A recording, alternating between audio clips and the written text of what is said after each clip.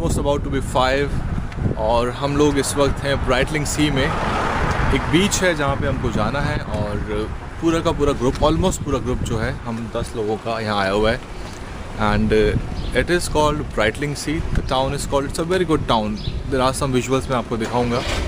सो double decker bus लेके हम यहाँ आए और now we have to actually walk all the way to the beach. It's a very beautiful town, well maintain, बहुत अच्छे एक तरह से लैंडस्केप घर हैं। और जहाँ हम रह रहे हैं, the apartment is also called Brightlingsea, क्योंकि जो अपार्टमेंट्स है वहाँ पर साउथ कोर्ट में या यूनिवर्सिटी ऑफ एसेक्स में, they are actually named after आसपास के जो इलाके हैं। So we are going to the Brightlingsea beach. So अभी तो सब लोग स्टोर में आ गए हैं। So we are here, so just join अस।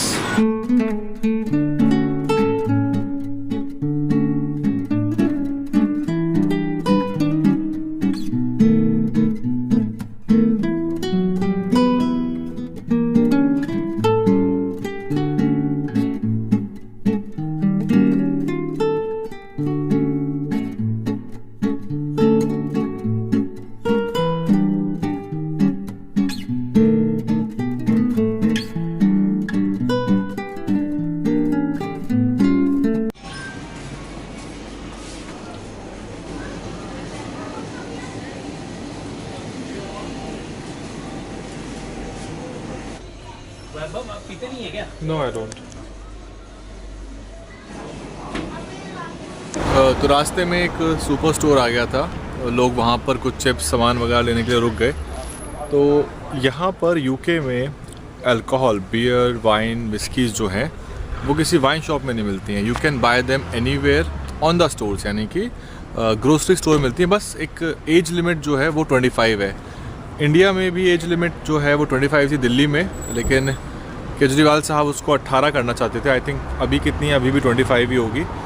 तो we are walking still all the way to the Brightlingsea beach. और मेरे पीछे जो आपको शायद पूरी की पूरी लेन नज़र आ रही है, आप घर देख पा रहे होंगे किस तरह के घर बनते हैं यहाँ पे। ये डिफरेंट इन अ वे कि यहाँ प्लास्टर्ड नहीं है दीवारें, यानी कि लोग ईंटों को छोड़ देते हैं ऐसे ही, और ऐसा लंदन में भी है। तो इसलिए अगर आप कभी इंडिया में भी ब्रिटिश आर्किटेक्चर देखें कई जगहों पे, तो आपको इस तरह की दीवारें और इस तरह की इमारतें देखने को मिल सकती हैं।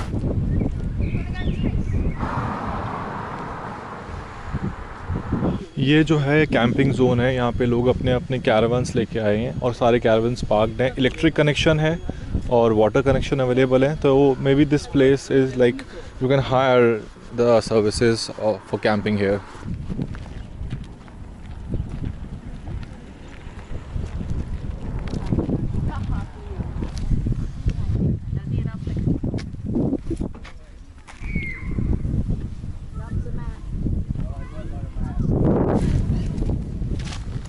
इंग्लैंड के भी दूसरे कोने में मानिए इसको। लंदन से लगभग 150-200 किलोमीटर दूर। बाय द वे, ये कौन सा सी है, मतलब what's the name of the sea? Brightlingsea is the sea. The beach is Brightlingsea, but what ocean it is part of?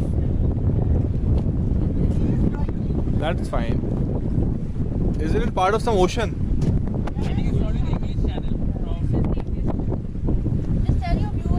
So nobody knows exactly है कौन सा सी, लेकिन we'll figure out later on Google map में देख के। And सन मेरे ठीक सामने है, so you must be seeing the blue skies behind me। और वॉक तो ज़रूर था थोड़ा, लेकिन it's worth visiting here। उधर से हवा आ रही है तो मुझे उम्मीद है कि शायद इतना ज़्यादा the ruffle of the sound नहीं आएगी। और कमाल की बात देखिए कि मैंने वैसे तो ट्रैवल किया है ठीक ठाक इंडिया में भी, इलेक्शन अदरवाइज, लेकिन मैं आज तक कभी कहीं बीच नहीं पहुंच पाया। Like I have not seen a sea yet, यानी कि ईस्टर्न घाट पे जो है या जो वेस्टर्न घाट से, आई हैव नॉट सीन। लाइक मैं कभी पुरी नहीं गया, मैं मुंबई नहीं पहुंचा और साउथ में भी नहीं गया। I never been to Goa. उतने घूमने फिरने वाला मैं बंदा हूँ नहीं, लेकिन आज यहाँ आके मुझे बीच देखने का मौका मिला and it's very beautiful. University से बस ली पहले, यूनिवर्सिटी से बस लेने के बाद और बस से उतरे, उसके बाद वॉक किया ब्यूटीफुल टाउन, ब्यूटीफुल प्लेस। और यहाँ पे people can come and picnic, like यहाँ पे छोटी छोटी हट बनी हुई है, you can come and stay, और कैरावन्स लेके आ सकते हैं, अपनी गाड़ियाँ लेके आ सकते हैं। Not many tourist as such, neither English, otherwise like it's like a quaint little town, seaside town। और आसपास और भी बीचेस हैं, लाइक ये तो ब्राइटलिंग सी है, then there is some Southend sea also, और उसके अलावा there is something called Clacton sea. और अजीब बात देखिए कि there is a blogger that I follow, जिसको मैं देखता हूँ लगातार, a very famous British blogger, is called Bald and Bankrupt. तो वो पूरे दुनिया में घूम के ब्लॉग बनाते हैं। सो मैंने उसके बहुत सारे ब्लॉग्स देखे हैं। तो he was somewhere in Clacton on Sea, he was vlogging there, 30-40 minute का ब्लॉग है। सब बड़ी boring town Clacton on Sea, और लेकिन हम ऑलमोस्ट वहीं आ गए, लाइक क्लैक्टन ऑन सी यहाँ से ज़्यादा दूर नहीं है। तो फाइनली समुद्र या सी कह सकते हो आप, नाइस प्लेस। फाइनली वापस जाने का समय आ गया है, क्योंकि लास्ट बस यहाँ से यूनिवर्सिटी की तरफ कब जाएगी वो देखना पड़ेगा। बस थी 2 पाउंड की, ठीक है, 30-40 मिनट की जर्नी 2 पाउंड में हुई है, तो ब्रिटेन के स्टैंडर्ड से तो काफ़ी अच्छा है। बहुत ज़बरदस्त विंडी है, सूरज ऊपर है, और एक ख़ास बात यहाँ पे ये है, इस पार्ट में, यूके में, इंग्लैंड में, यहाँ पे सनसेट 9:30 बजे होता है, यानी कि आपका दिन छिपेगा 9:30 बजे। तो यानी कि अगर आसमान साफ़ है तो 8:30 तक, 9:45 तक भी आपको थोड़ी बहुत धूप दिख सकती है, और रोशनी जो है 9-9:30 तक रहती है यहाँ पे इस टाइम पे।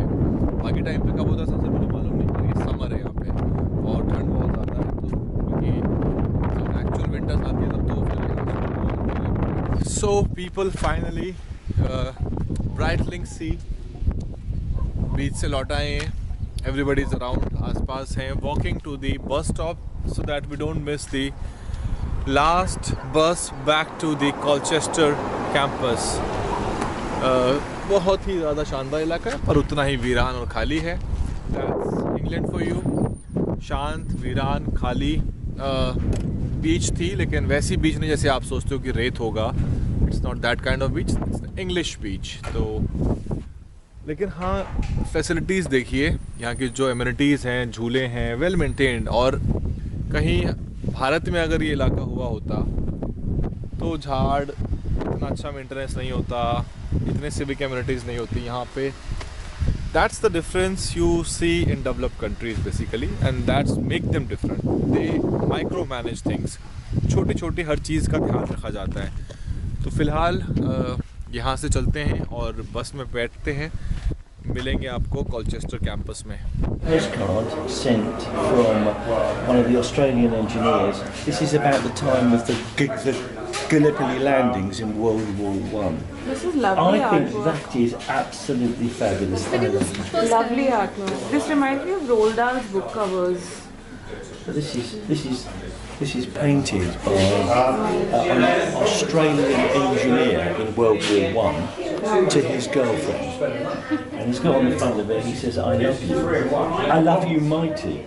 My pyjamas next to your nighty. For 1918, that's risky stuff.